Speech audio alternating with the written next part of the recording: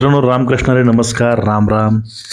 या 2 दिवसामध्ये महाराष्ट्रामध्ये एकनाथ शिंदे साहेबांची शिवसेना, उद्धव ठाकरेंची शिवसेना, आता मुळात ह्या दोघांपैकी शिवसेना कोणती आहे तुम्हाला माहिती आहे. या दोन्ही शिवसेना एकत्रित येणार आहेत अशा बातम्या या माध्यमात चालू आहेत. अब्दुल सत्तारांनी सांगितलं की आता भाजप हे स्लो पॉयझनिंग करत आहे, भाजप हे हळूहळू शिवसेनेला संपवत आहे, असं वक्तव्य सत्ताराने केलंय. आणि त्या समृद्धी महामार्गावरती अंबादास दानवे आणि सत्तार या दोघांनी गळाभेटी केली. विषय असा होता की या आता ज्या निवडणुका आहेत परिषदेच्या, त्या निवडणुकीच्या माध्यमातून उमेदवारी ही सत्तारांची नाकारली गेली, त्यामुळं आहे.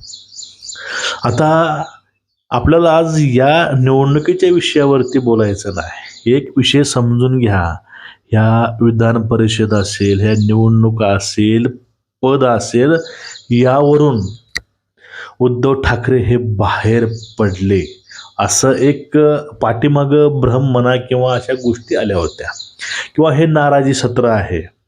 आपल्याला या सगळ्या विषयी बोलायचं आहे.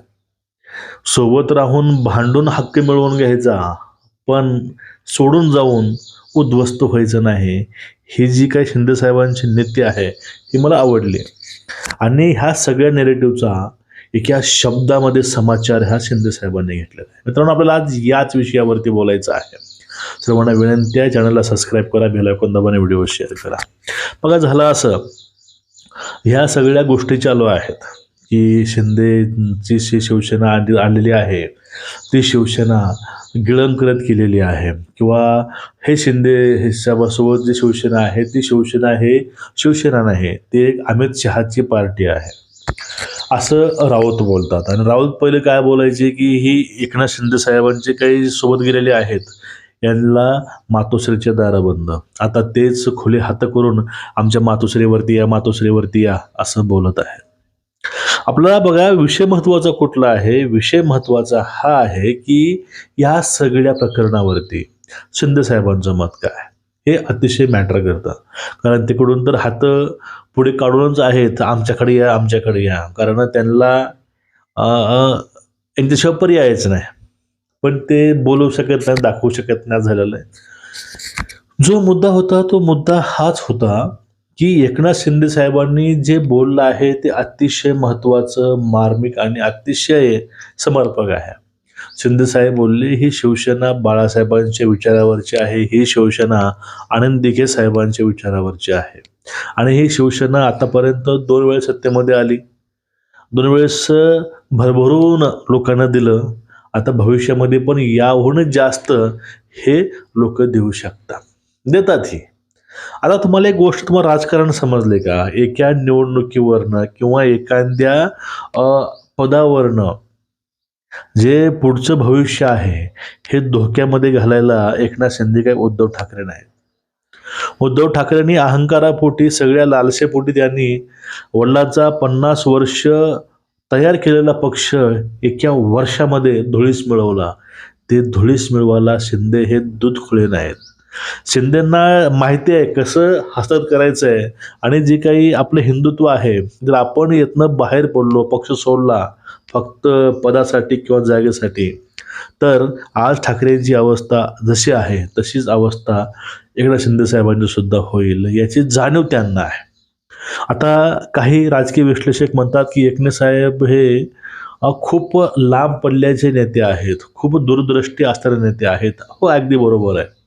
एकनाथ शिंदे साहेब हे आत्ताचा विचार नाही करत, एकनाथ शिंदे साहेब हे समोरचा विचार करतात. आणि महाराष्ट्रामध्ये भाजपला स्थानिक पक्षाची गरज असते. तुम्ही ही गोष्ट समजून घ्या. ही गोष्ट समजत नाही, हे सगळं मोठ्या तुमचं गोष्ट आहे की कुठलाही राष्ट्रीय पक्ष असो, त्या राष्ट्रीय पक्षाला तेथील स्थानिक पक्षाची गरज असतेच. कारण स्थानिक मुद्द्यावर, स्थानिक इतिहासावरती, स्थानिक सगळ्या गोष्टीवरती लोकांचे मतं असतात. आणि ते लोक मतं हे स्थानिक पक्षांना करतात, सहकार्य हे त्यांना करतात. यासाठी कुठलाही राजकीय पक्ष असू द्या, काँग्रेस असेल किंवा भाजप असेल, कुठली असू द्या, ह्या सगळ्यांना त्या राज्यातील स्थानिक पक्षाची गरज असते. आणि महाराष्ट्रामध्ये एकनाथ शिंदे साहेबांसारख्या नेता ज्या पक्षामध्ये आहे, तो पक्ष एक उत्तम पर्याय हे लाँग टर्मसाठी भाजपसाठी आहे. त्यामुळे जे काही हे प्रश्न आहेत ते गिळंकृत केलं, गिळलं, ती काय, काय, काय. फक्त सत्ताराला एक वेळेस सीट नाही म्हणजे जागा नाही दिली तर त्याचं आता हे ते जे काही ती आम्हालाच पाहिजे. ही अशी यांची अवस्था आहे. आणि ते सगळं चाललंय ना हे लाँग टर्म डोळ्यासमोर घेऊन चाललेलं आहे. तात्काळचं नाही. जर इन्स्टंट जर गोष्ट बघितली तर शिवसेनेची उभाटा होऊ शकते आणि उभाटा मुख्यमंत्री पण होऊ शकतात. उभाटा नंतर जमीनदोस्तही होऊ शकतात. हे एक उत्तम उदाहरण हे महाराष्ट्रासमोर आहे. त्यामुळं ह्या सगळ्या नेरेटिव्हचा काही समर्पक शब्दामध्ये एकनाथ शिंदे साहेबांनी हे समाचार घेतलाय. आणि तुम्हाला एक गोष्ट समजते का? हे म्हणतात की भाजप पक्ष गिळंकृत करतंय, काय काय करतंय. पण या ठिकाणी एक गोष्ट तुम्हाला सांगू इच्छितो की शिवसेनेचा मुख्यमंत्री हे भाजपनंच केला होता.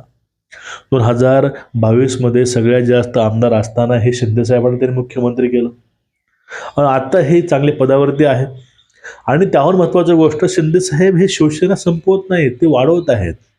आता प्रहारसारखा पक्ष जर शिवसेनेमध्ये सामील होऊ शकतो आणि या सगळ्या गोष्टीला भाजपचा काहीही नकार नाही. आपली ताकद वाढवण्याचा सर्वांना अधिकार आहे हे उघडपणे भाजप बोलून दाखवतात. मग यामध्ये कुठं प्रश्न आला हो? दाबायचा, झाकून ठेवायचा.